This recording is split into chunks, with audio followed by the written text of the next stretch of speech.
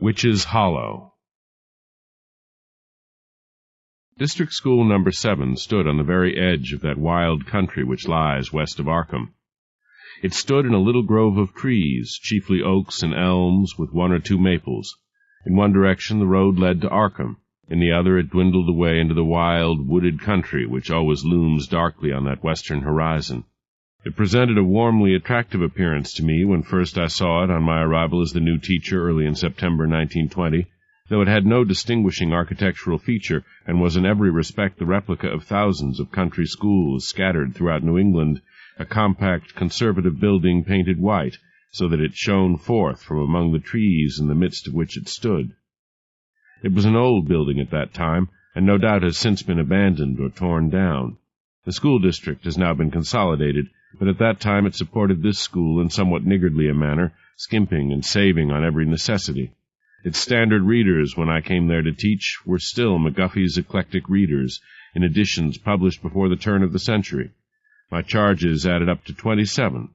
There were Allens and Whateleys and Perkinses, Dunlocks and Abbotts and Talbots, and there was Andrew Potter.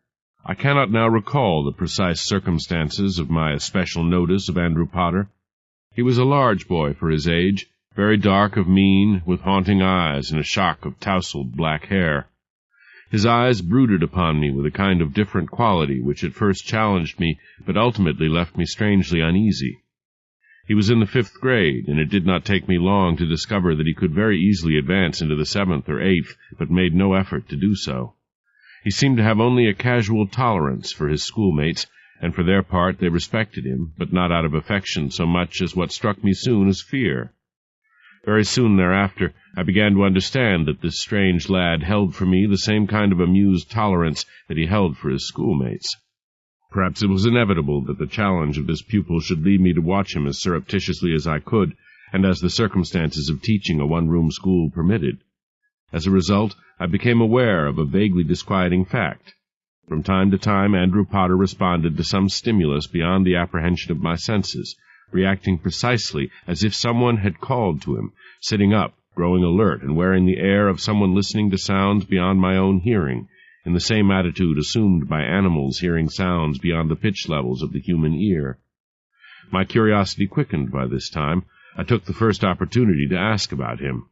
One of the 8th-grade boys, Wilbur Dunlock, was in the habit on occasion of staying after school and helping with the cursory cleaning that the room needed. "Wilbur," I said to him late one afternoon, "I notice you don't seem to pay much attention to Andrew Potter, none of you. Why?" He looked at me a little distrustfully, and pondered his answer before he shrugged and replied, "He's not like us." "In what way?" He shook his head. "He don't care if we let him play with us or not. He don't want to." He seemed reluctant to talk, but by dint of repeated questions I drew from him certain spare information. The Potters lived deep in the hills to the west along an all but abandoned branch of the main road that led through the hills. Their farm stood in a little valley locally known as Witch's Hollow, which Wilbur described as a bad place. There were only 4 of them, Andrew, an older sister, and their parents. They did not mix with other people of the district, not even with the Dunlocks, who were their nearest neighbors, living but half a mile from the school itself, and thus perhaps 4 miles from Witch's Hollow, with woods separating the 2 farms. More than this he could not, or would not, say. About a week later, I asked Andrew Potter to remain after school. He offered no objection, appearing to take my request as a matter of course. As soon as the other children had gone, he came up to my desk and stood there waiting, his dark eyes fixed expectantly on me, and just the shadow of a smile on his full lips.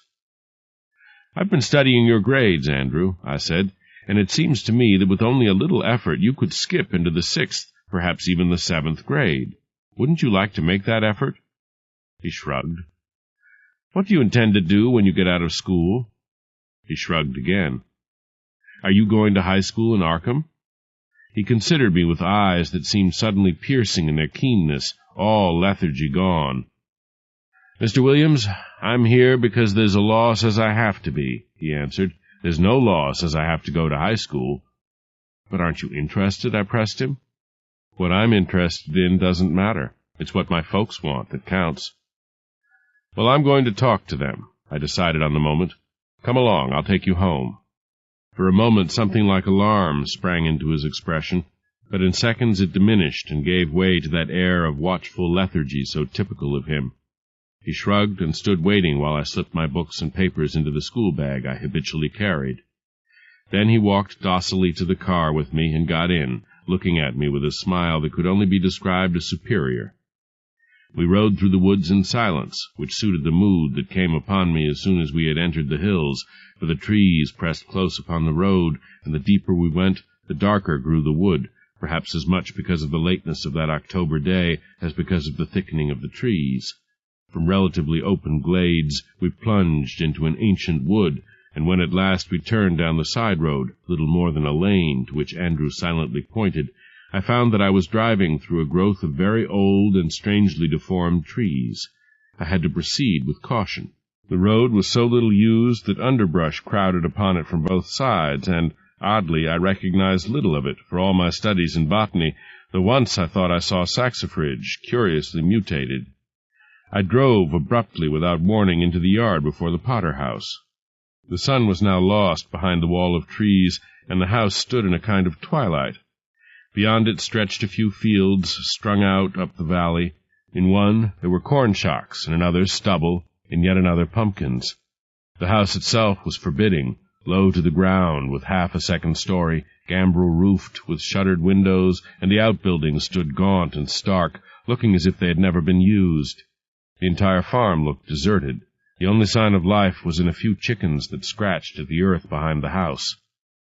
Had it not been that the lane along which we had traveled ended here, I would have doubted that we had reached the Potter house. Andrew flashed a glance at me, as if he sought some expression on my face to convey to him what I thought. Then he jumped lightly from the car, leaving me to follow. He went into the house ahead of me. I heard him announce me. "Brought the teacher, Mr. Williams." There was no answer. Then abruptly I was in the room, lit only by an old-fashioned kerosene lamp, and there were the other 3 Potters, the father, a tall, stoop-shouldered man, grizzled and graying, who could not have been more than 40, but looked much, much older, not so much physically as psychically, the mother, an almost obscenely fat woman, and the girl, slender, tall, and with that same air of watchful waiting that I had noticed in Andrew. Andrew made the brief introductions, and the 4 of them stood or sat, waiting upon what I had to say, and somewhat uncomfortably suggesting in their attitudes that I say it and get out. "I wanted to talk to you about Andrew," I said. "He shows great promise, and he could be moved up a grade or 2 if he'd study a little more." My words were not welcomed. "I believe he's smart enough for 8th grade, I went on, and stopped. "If he is in 8th grade," said his father, "he'd be having to go to high school 'fore he is old enough to get out of going to school. That's the law. They told me."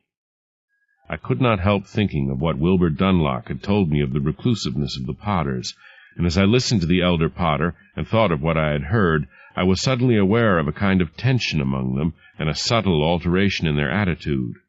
The moment the father stopped talking, there was a singular harmony of attitude.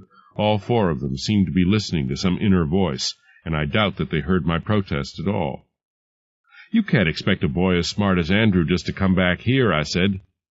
"Here's good enough," said old Potter. "Besides, he's ours, and don't you go talking about us now, Mr. Williams." He spoke with so latently menacing an undercurrent in his voice that I was taken aback. At the same time I was increasingly aware of a miasma of hostility, not proceeding so much from any one or all 4 of them, as from the house and its setting themselves. End of Side 1. To continue, turn the cassette over. Side 2. The Shuttered Room and Other Tales of Terror by H.P. Lovecraft and August Derleth, continuing with Witch's Hollow on page 54. "Thank you," I said. "I'll be going." I turned and went out, Andrew at my heels. Outside, Andrew said softly, "You shouldn't be talking about us, Mr. Williams. Pa gets mad when he finds out. You talk to Wilbur Dunlop." I was arrested at getting into the car. With one foot on the running board, I turned. "Did he say so?" I asked. He shook his head. "You did, Mr. Williams," he said, and backed away. It's not what he thinks, but what he might do." Before I could speak again, he had darted into the house. For a moment I stood undecided, but my decision was made for me. Suddenly, in the twilight, the house seemed to burgeon with menace, and all the surrounding woods seemed to stand waiting but to bend upon me. Indeed, I was aware of a rustling like the whispering of wind in all the wood, though no wind stirred, and from the house itself came a malevolence like the blow of a fist. I got into the car and drove away, with that impression of malignance at my back like the hot breath of a ravaging pursuer. I reached my room in Arkham at last, badly shaken. Seen in retrospect, I had undergone an unsettling psychic experience. There was no other explanation for it. I had the unavoidable conviction that, however blindly, I had thrust myself into far deeper waters than I knew, and the very unexpectedness of the experience made it the more chilling. I could not eat for the wonder of what went on in that house in Witch's Hollow, of what it was that bound the family together, chaining them to that place, preventing a promising lad like Andrew Potter even from the most fleeting wish to leave that dark valley and go out into a brighter world. I lay for most of that night, sleepless, filled with a nameless dread for which all explanation eluded me, and when I slept at last, my sleep was filled with hideously disturbing dreams, in which beings far beyond my mundane imagination held the stage, and cataclysmic events of the utmost terror and horror took place. And when I rose next morning, I felt that somehow I had touched upon a world totally alien to my kind. I reached the school early that morning, but Wilbur Dunlop was there before me. His eyes met mine with sad reproach.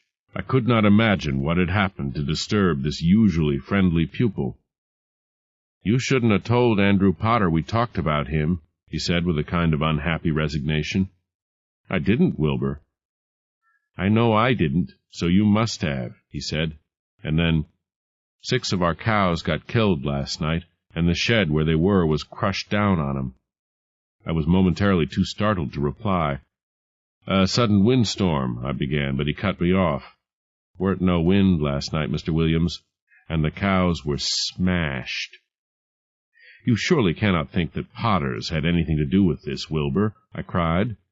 He gave me a weary look, the look of one who knows, meeting the glance of one who should know but cannot understand, and said nothing more. This was even more upsetting than my experience of the previous evening. He at least was convinced that there was a connection between our conversation about the Potter family and the Dunlops' loss of 6 cows, and he was convinced with so deep a conviction that I knew without trying that nothing I could say would shake it. When Andrew Potter came in, I looked in vain for any sign that anything out of the ordinary had taken place since last I had seen him. Somehow I got through that day. Immediately after the close of the school session, I hastened into Arkham and went to the office of the Arkham Gazette, the editor of which had been kind enough, as a member of the local district board of education, to find my room for me. He was an elderly man, almost 70, and might presumably know what I wanted to find out. My appearance must have conveyed something of my agitation, for when I walked into his office, his eyebrows lifted, and he said, "What's got your dander up, Mr. Williams?" I made some attempt to dissemble, since I could put my hand upon nothing tangible, and viewed in the cold light of day, what I might have said would have sounded almost hysterical to an impartial listener. I said only, "I'd like to know something about a Potter family that lives in Witch's Hollow, west of the school." He gave me an enigmatic glance. "Never heard of old Wizard Potter?" he asked. And before I could answer, he went on, "No, of course, you're from Brattleboro. We could hardly expect Vermonters to know about what goes on in the Massachusetts back country. He lived there first. An old man when I first knew him, and these Potters were distant relatives, lived in Upper Michigan, inherited the property, and came to live there when Wizard Potter died." "But what do you know about them?" I persisted. "Nothing but what everybody else knows," he said. "When they came, they were nice, friendly people. Now they talk to nobody, seldom come out, and there's all that talk about missing animals from the farms in the district. The people tie that all up." Thus begun, I questioned him at length. I listened to a bewildering enigma of half-told tales, hints, legends, and lore utterly beyond my comprehension. What seemed to be incontrovertible was a distant cousinship between Wizard Potter and one Wizard Whately of nearby Dunwich. A bad lot, the editor called him, the solitary way of life of old Wizard Potter, and the incredible length of time he had lived, the fact that people generally shunned Witch's Hollow. What seemed to be sheer fantasy was the superstitious lore that Wizard Potter had called something down from the sky, and had lived with him or in him until he died, that a late traveler, found in a dying state along the main road, had gasped out something about that thing with the feelers, slimy, rubbery thing with the suckers on its feelers that came out of the woods and attacked him, and a good deal more of the same kind of lore. When he finished, the editor scribbled a note to the librarian at Miskatonic University in Arkham and handed it to me. "Tell him to let you look at that book. You may learn something." He shrugged. "And you may not. Young people nowadays take the world with a lot of salt." I went supperless to pursue my search for the special knowledge I felt I needed if I were to save Andrew Potter for a better life, for it was this rather than the satisfaction of my curiosity that impelled me. I made my way to the library of Miskatonic University, looked up the librarian, and handed him the editor's note. The old man gave me a sharp look, said, "Wait here, Mr. Williams," and went off with a ring of keys, so the book, whatever it was kept under lock and key. I waited for what seemed an interminable time. I was now beginning to feel some hunger, and to question my unseemly haste, and yet I felt that there was little time to be lost, though I could not define the catastrophe I hoped to avert. Finally the librarian came, bearing an ancient tome, and brought it around and to a table within his range of vision. The book's title was in Latin, Necronomicon, though its author was evidently an Arabian, Abdul al-Hazred, and its text was in somewhat archaic English. I began to read with interest, which soon turned to complete bewilderment. The book evidently concerned ancient alien races, invaders of Earth, great mythical beings called Ancient Ones and Elder Gods, with outlandish names like Thulu and Hastur, Shub-Niggurath and Azathoth, Dagon and Ithaqua, and Wendigo and Thuga, all involved in some kind of plan to dominate Earth and served by some of its peoples, the Cho-Cho and the Deep Ones and the like. It was a book filled with Kabbalistic lore, incantations, and what purported to be an account of a great interplanetary battle between the Elder Gods and the Ancient Ones, and of the survival of cults and servitors in isolated and remote places on our planet, as well as on sister planets. What this rigmarole had to do with my immediate problem, with the ingrown and strange Potter family and their longing for solitude and their antisocial way of life, was completely beyond me. How long I would have gone on reading, I do not know. I was interrupted presently by the awareness of being studied by a stranger who stood not far from me, with his eyes moving from the book I was busy reading to me. Having caught my eye, he made so bold as to come over to my side. "Forgive me," he said, "but what in this book interests a country school teacher?" "I wonder now myself," I said. He introduced himself as Professor Martin Keene. "I may say, sir," he added, "that I know this book practically by heart." A farrago of superstition. "Do you think so?" "Emphatically." "You have lost the quality of wonder, Mr. Williams. Tell me, if you will, what brought you to this book." I hesitated, but Professor Keene's personality was persuasive and inspired confidence. "Let us walk, if you don't mind," I said. He nodded. I returned the book to the librarian and joined my newfound friend. Haltingly, as clearly as I could, I told him about Andrew Potter, the house and Witch's Hollow, my strange psychic experience, even the curious coincidence of Dunlock's cows. To all this he listened without interruption, indeed with a singular absorption. I explained at last that my motive in looking into the background of Witch's Hollow was solely to do something for my pupil. "A little research," he said, "would have informed you that many strange events have taken place in such remote places as Dunwich and Innsmouth, even Arkham and Witch's Hollow," he said when I had finished. "Look around you at these ancient houses with their shuttered rooms and ill-lit fanlights. How many strange events have taken place under those gambrel roofs? We shall never know, but let us put aside the question of belief. One may not need to see the embodiment of evil to believe in it, Mr. Williams. I should like to be of some small service to the boy in this matter. May I? By all means. It may be perilous, to you as well as to him. I am not concerned about myself, but I assure you it cannot be any more perilous to the boy than his present position. Even death for him is less perilous. You speak in riddles, Professor. Let it be better so, Mr. Williams. But come, we are at my residence. Pray come in. We went into one of those ancient houses of which Professor Keene had spoken. I walked into the musty past, for the rooms were filled with books and all manner of antiquities. My host took me into what was evidently his sitting-room, swept a chair clear of books, and invited me to wait while he busied himself on the second floor. He was not, however, gone very long, not even long enough for me to assimilate the curious atmosphere of the room in which I waited. When he came back, he carried what I saw at once were objects of stone, roughly in the shape of 5-pointed stars. He put 5 of them into my hands. Tomorrow, after school, if the Potter boy is there, you must contrive to touch him with one of these, and keep it fixed upon him, said my host. There are 2 other conditions. You must keep one of these at least on your person at all times, and you must keep all thought of the stone and what you are about to do out of your mind. These beings have a telepathic sense, an ability to read your thoughts. Startled, I recalled Andrew's charging me with having talked about them with Wilbur Dunlock.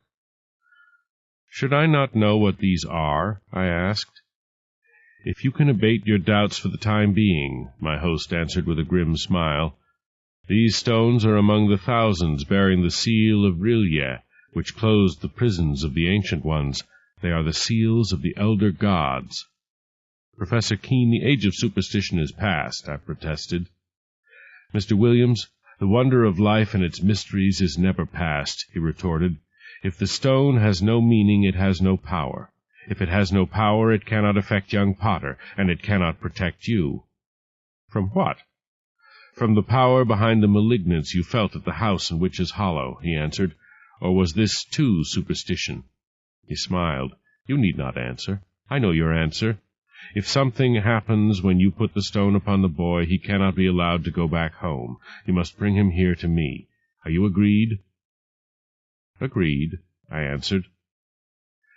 That next day was interminable, not only because of the imminence of crisis, but because it was extremely difficult to keep my mind blank before the inquiring gaze of Andrew Potter. Moreover, I was conscious as never before of the wall of pulsing malignance at my back, emanating from the wild country there, a tangible menace hidden in a pocket of the dark hills. But the hours passed, however slowly, and just before dismissal I asked Andrew Potter to wait after the others had gone. And again he assented with that casual air, tantamount almost to insolence, so that I was compelled to ask myself whether he were worth saving as I thought of saving him in the depths of my mind. But I persevered.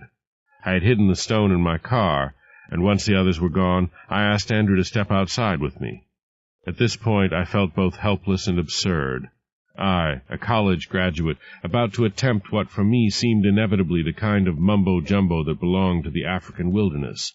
But for a few moments, as I walked stiffly from the schoolhouse toward the car, I almost flagged, almost simply invited Andrew to get into the car to be driven home. But I did not. I reached the car with Andrew at my heels, reached in, seized a stone to slip into my own pocket, seized another, and turned with lightning rapidity to press the stone to Andrew's forehead. Whatever I expected to happen, it was not what took place. For, at the touch of the stone, an expression of the utmost horror shone in Andrew Potter's eyes. In a trice this gave way to poignant anguish. A great cry of terror burst from his lips. He flung his arms wide, scattering his books, wheeled as far as he could with my hold upon him, shuddered, and would have fallen had I not caught him and lowered him, foaming at the mouth, to the ground. And then I was conscious of a great cold wind which whirled about us and was gone, bending the grasses and the flowers, rippling the edge of the wood, and tearing away the leaves at the outer band of trees. Driven by my own terror, I lifted Andrew Potter into the car, laid the stone on his chest, and drove as fast as I could into Arkham, 7 miles away. Professor Keene was waiting, no whit surprised at my coming, and he had expected that I would bring Andrew Potter, for he had made a bed ready for him, and together we put him into it, after which Keene administered a sedative. Then he turned to me. "Now then, there's no time to be lost. They'll come to look for him, the girl probably first. We must get back to the schoolhouse at once." But now the full meaning and horror of what had happened to Andrew Potter had dawned upon me, and I was so shaken that it was necessary for Keene to push me from the room and half drag me out of the house.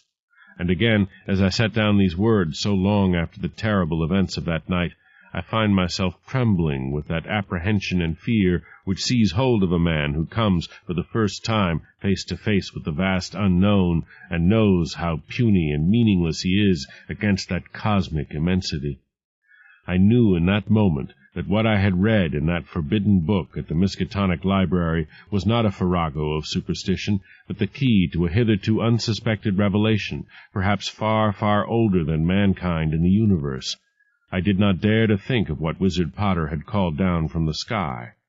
I hardly heard Professor Keene's words as he urged me to discard my emotional reaction and think of what had happened in scientific, more clinical fashion. After all, I had now accomplished my objective. Andrew Potter was saved. But to ensure it, he must be made free of the others who would surely follow him and find him. I thought only of what waiting horror that quartet of country people from Michigan had walked into when they came to take up possession of the solitary farm in Witch's Hollow.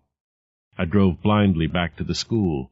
There, at Professor Keene's behest, I put on the lights and sat with the door open to the warm night while he concealed himself behind the building to wait upon their coming. I had to steel myself in order to blank out my mind and take up that vigil. On the edge of night, the girl came. And after she had undergone the same experience as her brother and lay beside the desk, the star-shaped stone on her breast, their father showed up in the doorway. All was darkness now, and he carried a gun. He had no need to ask what had happened. He knew. He stood wordless, pointed to his daughter and the stone on her breast, and raised his gun. His inference was plain. If I did not remove the stone, he meant to shoot. Evidently this was the contingency the professor expected, for he came upon Potter from the rear and touched him with the stone. Afterward we waited for 2 hours, in vain for Mrs. Potter. "She isn't coming," said Professor Keene at last. "She harbors the seed of its intelligence. I had thought it would be the man." "Very well. We have no choice. We must go to Witch's Hollow. These two can be left here." We drove through the darkness, making no attempt at secrecy, for the professor said the thing in the house in the hollow knew we were coming, but could not reach us past the talisman of the stone. We went through that close, pressing forest, down the narrow lane where the queer undergrowth seemed to reach out toward us in the glow of the headlights, into the Potter yard. The house stood dark, save for a wan glow of lamplight in one room. Professor Keene leaped from the car with his little bag of star-shaped stones and went around sealing the house, with a stone at each of the 2 doors and one at each of the windows, through one of which we could see the woman sitting at the kitchen table, stolid, watchful, aware, no longer dissembling, looking unlike that tittering woman I had seen in this house not long ago, but rather like some great, sentient beast at bay. When he had finished, my companion went around to the front, and by means of brush collected from the yard and piled against the door, set fire to the house, heedless of my protests. Then he went back to the window to watch the woman, explaining that only fire could destroy the elemental force, but that he hoped still to save Mrs. Potter. "Perhaps you'd better not watch, Williams." I did not heed him. Would that I had, and so spared myself the dreams that invade my sleep even yet. I stood at the window behind him and watched what went on in that room, for the smell of smoke was now permeating the house. Mrs. Potter, or what animated her gross body, started up, went awkwardly to the back door, retreated to the window, retreated from it, and came back to the center of the room between the table and the wood stove, not yet fired against the coming cold. There she fell to the floor, heaving and writhing. The room filled slowly with smoke, hazing about the yellow lamp, making the room indistinct, but not indistinct enough to conceal completely what went on in the course of that terrible struggle on the floor, where Mrs. Potter threshed about as if in mortal convulsion, and slowly, half-visibly, something other took shape, an incredible amorphous mass, only half-glimpsed in the smoke, tentacled, shimmering with a cold intelligence and a physical coldness that I could feel through the window. The thing rose like a cloud above the now motionless body of Mrs. Potter, and then fell upon the stove and drained into it like vapor. "The stove!" cried Professor Keene, and fell back. Above us, out of the chimney, came a spreading blackness like smoke, gathering itself briefly there. Then it hurtled like a lightning bolt aloft into the stars, in the direction of the Hyades, back to that place from which old Wizard Potter had called it into himself, away from where it had lain in wait for the Potters to come from Upper Michigan and afford it new host on the face of earth. We managed to get Mrs. Potter out of the house, much shrunken now, but alive. On the remainder of that night's events there is no need to dwell. How the professor waited until fire had consumed the house to collect his store of star-shaped stones, of the reuniting of the Potter family, freed from the curse of Witch's Hollow, and determined never to return to that haunted valley, of Andrew, who, when we came to waken him, was talking in his sleep of great winds that fought and tore, and a place by the Lake of Holly where they live in glory forever. What it was that old Wizard Potter had called down from the stars, I lacked the courage to ask, but I knew that it touched upon secrets better left unknown to the races of men. Secrets I would never have become aware of had I not chanced to take District School No. 7, and had among my pupils the strange boy who was Andrew Potter.